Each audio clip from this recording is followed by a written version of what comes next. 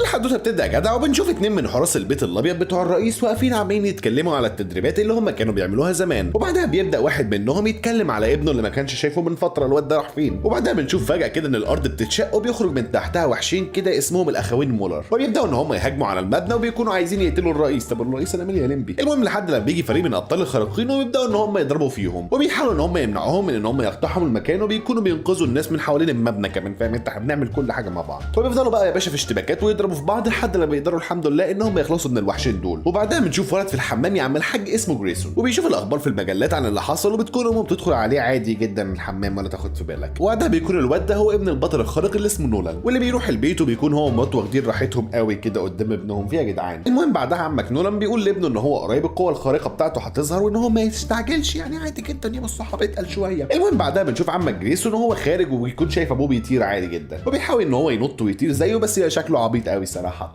المهم بعدها بنشوف المدرسه بيكون صاحبه بيتكلم عن اللي حصل ده واللي الابطال عملوه الحاجات دي كلها. وبعدها بنشوف ان في واد ضخم كده قاعد بيعاكس واحده معاهم في المدرسه، فعمك جريسون الشهامه بتاخد امه قوي وبيروح يقول للواد ده، يقول له مالك بيها نجم في ايه، ولسه ما كملش الجمله والحمد لله الواد التاني بيضربه. فالبنت بسم الله ما شاء الله عليها كانت بتيجي تقوم جايه رازعاه تحت الحزام وبتشكر الواد جريسون على اللي هو عمله. وبعدها بنشوف جريسون وهو بيكون بيشتغل في مطعم، وبيكون بيخرج الزباله بره المحل، وبيكون بيرمي الكيس عادي كده، وبيلاقي ان هو اتحدف بعيد جدا. الله الله الله، دي قوه خارقه بدات تظهر ولا ايه. المهم بعدها بنشوفه قاعد مع عمه بياكل معاها، وبيجي ابوه بيقعد معاهم، وهنا عم جريسون بيقول له ان هو تقريبا كده عم الحاج القوه الخارقه بتاعتي طلعت. فالراجل بيتصدم كده شويه، بتقوم جايه مراته رازعاه كده بالرجل تحت الترابيزه، اسكت يا ابن الوسط.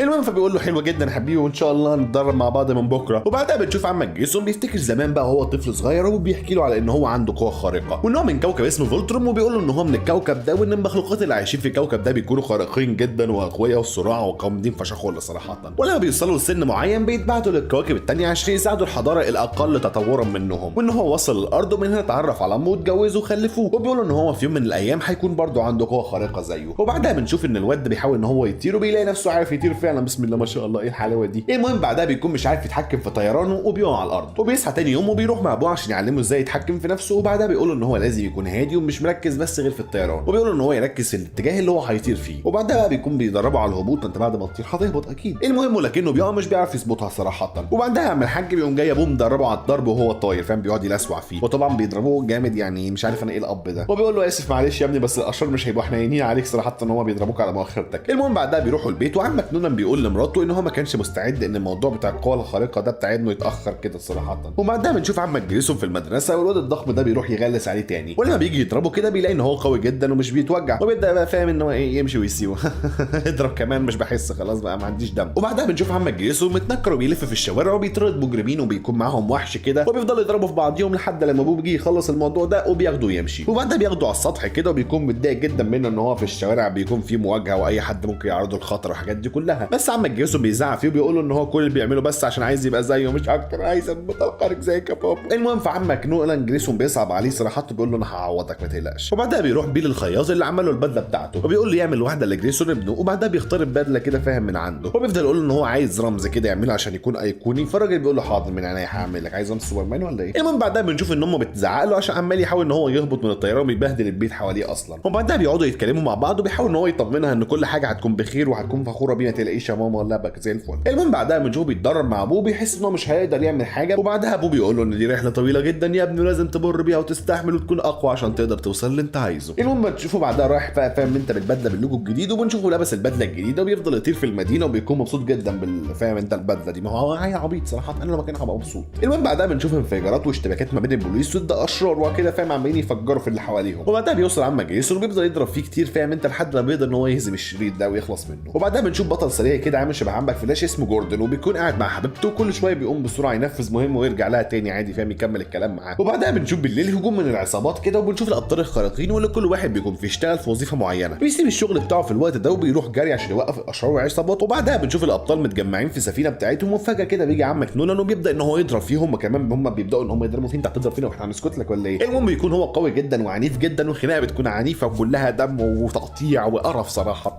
بس انا بحب الحاجات دي. المهم بيقدر في الاخر ان هو يموتهم كلهم، وبنشوف ان باريس كمان مات، وبيدخل الفريق الطبي وبيحاول يعرف هو ايه اللي حصل هنا. المهم بيكون عمك نولان اساسا واقع في الارض، وبتلاقي واحده كده فاهم بتقول ان نولان لسه عايش. المهم بياخدوه معاهم، وبنشوف ان مراته بتصحى من النوم تكون قلقانه جدا عليه. وبعدها بنشوف ان في افراد من امن المؤسسه كده وصلوا لبيتها واخدوها وهي وجريسون معاهم لوكاله الدفاع العالمي. المهم بيقولوا لها على اللي حصل، وبيدخلوهم من عمك نونان في العنايه المركزه، وبيقول لهم ان هم بيحاولوا ان هو يكون كويس وكل حاجه هتبقى تمام ما تقلقوش. وبعدها بيسال جريسون مين اللي عمل كده بالصحاب يعني، فواحد كده اسمه سيسل بيقول له ان احنا ما نعرفش وهنحاول بقصارى جهدنا ان احنا نعرف، وبتكون مراته مش عايز تمشي وتقعد تداوي جراحه بقى هي كمان برضه جوزها يا جدعان. المهم بعدها بنشوف عمك جريسون راح لمكان فيه انفجار كده وفي بوابه مفتوحه بيعدي منها كائنات فضائيه بتهدد فاهم انت كل الناس وبتبتدي انها تضرب فيهم، وبنلاقي الناس عماله تصوت وتموت من حواليه. وبعدها بيحاول ان هو يوقف الكائنات دي وينقذ الناس. وبنشوف برضه ان في 4 ابطال كده ظهروا فجاه وبيحاولوا ان هم يوقفوا الاشرار والكائنات دي، وبيكون عمك جريسون بيساعدهم. وبعدها بنشوف ان هم قدروا ان هم يعطلوا الاجهزه بتاعت الكائنات دي، والكائنات دي بتموت منهم كتير جدا وبيهرب منهم اللي فاضل من البوابه بسبب ان الكائنات دي الوقت عندها غير الوقت عندنا وكده فبيكبروا في السن بسرعه. المهم بعدها بنشوف عمك جريسون وهو محبط جدا عند السينابول ان هو حاول يبقى زيه لكنه ما قدرش. وبعدها بنشوفه في المدرسه وبيقابل صاحبه وبيحكي له عن اللي حصل، وبيكون بيكلمه وبيشوف وهو واقف كده بنت اسمها ايف واللي كان شافها في الفريق امبارح، وبيروح يتكلم معاها وبيعرفوا بعض ان هم الابطال فاهم انت وان هو شافها امبارح وكده. وبعدها بيروحوا يقعدوا مع بعض شيهم بس البنت مزه. المهم بيفضلوا يتكلموا هم حصلوا على قواهم ازاي وكده، وبيكون هو مش عارف اصلا يكون زي ابوه، بس هي بتحاول تطمنه وتقول له بس انت عشان لسه في الاول بس مش متعود على الشبحانه دي. وبعدها بتقول له ان هو يجي يقابل الفريق بتاعها بالليل. وبعدها بنشوف عمك سيسل مع واحد من الفريق وبيتكلموا عن الفضائيين واللي اسمهم الفليكسنز، وبيفضلوا يتكلموا عنهم وبيحاولوا يعرفوا هم جايين هنا ليه. فعمك سيسل بيقول ان في ولد كده اسمه جريسون عايز يضمه معاهم، ولما بيسالوا مين ده يا عم الحاج يعني وليه عايز تضمه مش بيرد عليه وبيسيبه ويمشي. المهم بعدها بيكون في مسرح جريمه كده بتاع موت الابطال، وبيطلب من الفريق بتاع المعمل الجنائي ان هو يخرج بره، وبيستعين بالشيطان ذات نفسه عشان يعرف ان هو يحل الجريمه دي. وبيقول لهم ان اومني مان هو اللي قتلهم. عايز تقول لي مين اومني مان ده؟ اومني مان ده هو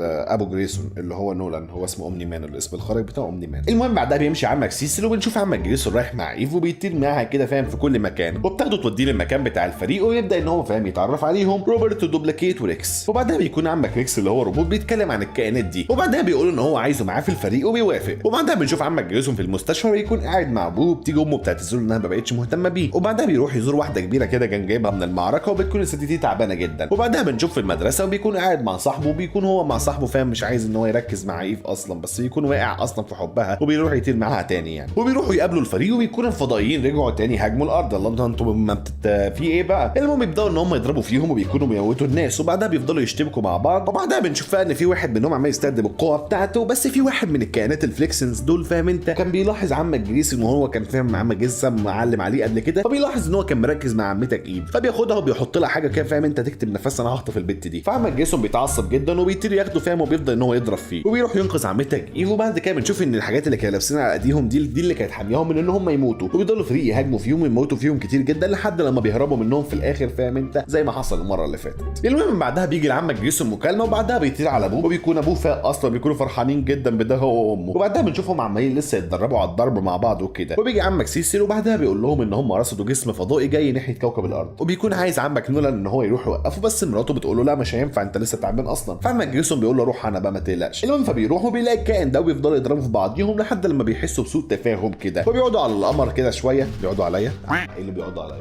المهم بيتعرفوا على بعض وبيقولوا ان هو كائن جاي عشان يحمي الكوكب لانه مشترك في برنامج الحمايه الكونيه. ويقول له الله هو ده ابو الصحاب مش كوكب الورد برضه؟ ورد ايه ابو الصحاب؟ انت عايز كوكب ولا برنامج؟ المهم فعمك جريسون بيقول له لا يا عم الحاج ده كوكب الارض، انت شكلك غلطت في الاسم تقريبا. فبيعتذر له وبيمشي. صباح الفل انت جاي تحاربني عشان اتلخبطت في الكوكب بس؟ وبعدها بنشوف نونان وسيسل وبيقولوا لعمك نونان ان هو مش فاكر اللي حصل، فاكر بس ان في حد هاجمه وبدا ان هو يضربه وفاق لقى نفسه في المستشفى. وبعدها بنشوف ان الكائنات الفضائيه بالمره المتضايقه دي رجعت تهاجم تاني، وبيكون المره دي معاهم الكائن اللي علم على عمك جريسون ده فاهم اللي اسمه جرايسون، وبيكون لابس بدله حديديه ضخمه كده. بيبداوا ان هم يضربوا هم والفريق في بعض لحد لما بيجي الكائن ده وبيفضل يضرب جامد في عمك جريسون صراحه بيلسوعه، بس بيجي عمك اومني مان اللي هو نولان يعني وبينقذه، بيبدا ان هو يضرب في الكائنات دي لحد لما بيهربوا. والفريق بعد كده بيعرف ان نولان اللي هو اومني مان ده ان هو ابو جريسون. وبعدها بنشوف ان نولان راح للكائنات الفضائيه دي على كوكب وبفضل يضرب فيهم عشان ما يجوش للارض تاني. وبعدها بنشوف سيسل بيتكلم مع الشيطان عن مخطط شرير كده هم بيخططوا له، وبيكون الشيطان بيساعده في التنفيذ بتاع المخطط ده، وهنشوف بقى يا جدع ايه هو المخطط ده في الحلقه القادمه ان شاء الله. وبس كده يا جدع، الى هذه اللحظه فانها توته خلصت الحدوته. ما تنساش بس قبل ما اقول لك ايه اقترح علينا فيديوهات تانية واكتب لنا كده كومنت حلو هتلاقيني برد عليك في الكومنتات الدنيا زي الفل. وما تنساش بس سبسكرايب لايك كومنت شير فولو انستجرام، ما تنساش تعمل فولو كريم اسامه عشان هو لما ينزل الفيديو ده، وتعمل فولو لاحمد اسمع عشان هو كاتب سكيب ده، وتخش على جروب الميمز ميم امي على الفيسبوك، تعمل سبسكرايب لقناه حدوته جيمنج وحدوته بعد النوم عشان طبعا هنا فين قبل النوم هناك فين بعد النوم والحاجات دي كلها، وتعمل سبسكرايب لقناه حدوته جامده تقريبا اللي هي خلاص في انفاسها الاخيره، بس والله العظيم هنلحقها ونديها هنعاش قريب. وبس كده يا جدع، خد لك بوسه كده حلوه، سلام عليكم.